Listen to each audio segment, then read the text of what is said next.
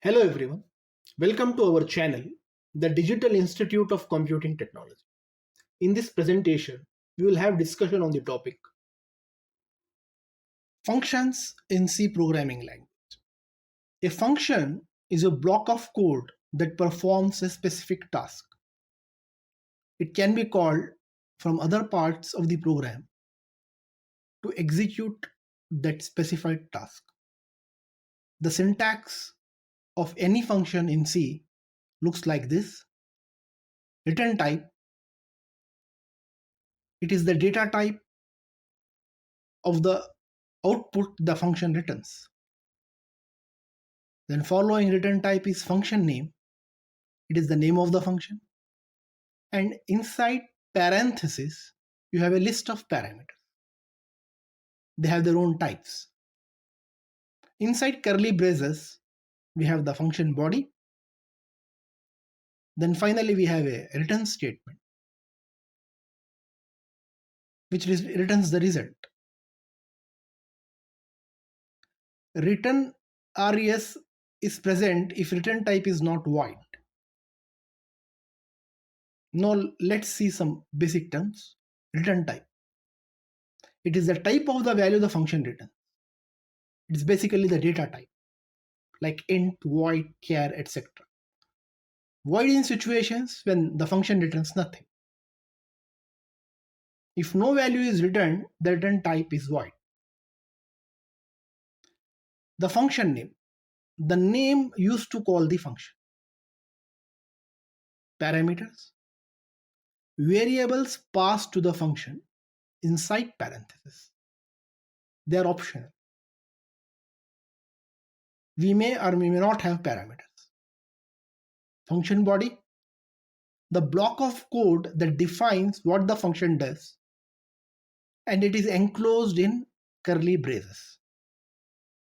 Return, it is used to return a value from the function, but the condition is the return type of the function should not be void. Only in such cases we have to return a value. Now let's come to the types of functions. User-defined functions. User-defined functions are functions that you create to perform specific tasks. The user creates. Let's consider a few examples to see how to declare, define, and invoke a user-defined function. So this is the definition of a function hello_func. Hello_func has a header and a body. Hello_func's return type is void, means it returns nothing, and there are no arguments to hello_func. So the parenthesis is empty. Inside the body,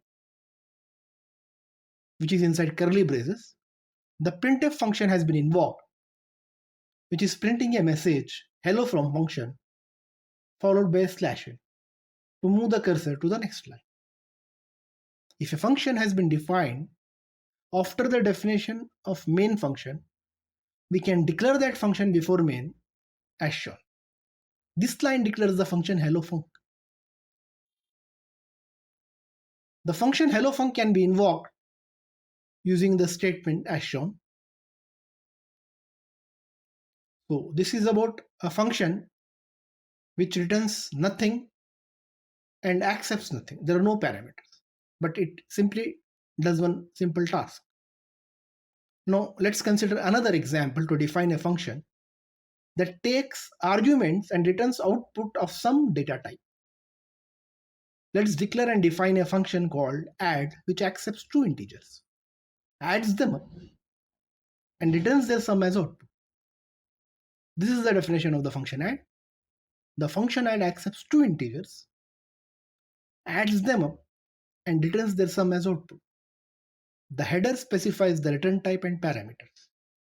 The body of the function has one statement, a return statement, to be more specific, which is returning the sum of a and b. This is the declaration of the function add. It has two parameters, both are integer, and its return type is an integer. Now let's use this function in our program. Firstly,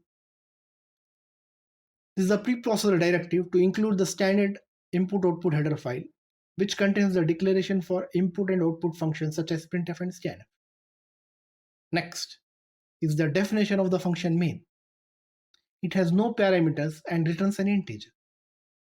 The main function has declaration statement in which three integers have been defined: int, num1, num2, sum. These variables will store the user inputs and the result of the addition. The main function prompts the user to enter the first and the second number. And using these inputs, it invokes the function add.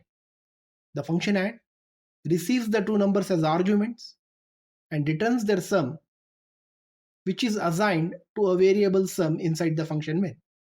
Finally, the function main prints the sum and returns. The function main did not care about how to perform an add operation. It just called the function add, which took care of this task. So this is the advantage of using functions. Let's see the output of this program now. The output of this program is, firstly, enter first number, you enter 10, enter second number, say you enter 20, the sum of 10 and 20 is 30, will be the output. So this is about functions that can receive parameters or arguments and returns a output.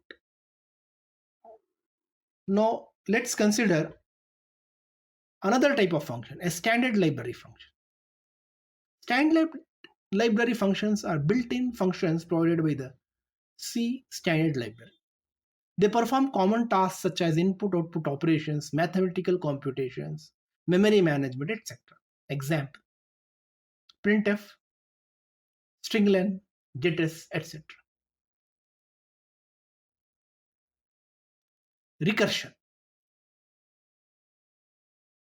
Now let's see what this technique is. Recursion is a programming technique where a function calls itself directly or indirectly to solve a problem. Recursive functions call themselves directly or indirectly until a terminating condition is reached. Let's try to understand recursion with a simple example. We will write a simple recursive function to find the factorial of a number. So let's devise the logic to find the factorial of a number. As we all know, 0 factorial is 1 and 1 factorial is 1. But what is 2 factorial? Factorial 2 can be evaluated by multiplying 2 with factorial of 1.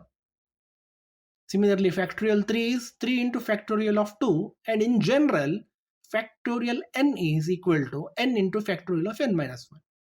Means, when n is 0 or n is 1, the factorial is always 1. But when n is greater than 1, in that case, the nth factorial will be n into factorial of n minus 1. So this becomes a recursive property. So let's try to write a simple function to find the factorial of a number in C. So this is the definition. The header of the function is int factorial int l enclosed in parentheses. The first int specifies that the function returns an integer. The name of the function is factorial, and it is receiving one integer as an argument. The name of the argument in this case is n. Now, when this n is equal to 0 or equal to 1, in both cases, the factorial should return what? Should return 1. Because when n is equal to 0 or n is equal to 1, the factorial is 1. In all other cases, it should return n into factorial of n minus 1. Now, let's try to invoke the factorial function and see how it works. The main function has declared a variable num with a value 5, and the factorial function has been invoked with num, which is nothing but 5. So what happens? Initially, factorial of 5 gets converted into 5 into factorial of 4. Then factorial of 4 gets expanded into 4 into factorial of 3. And factorial 3 gets expanded into 3 into factorial of 2.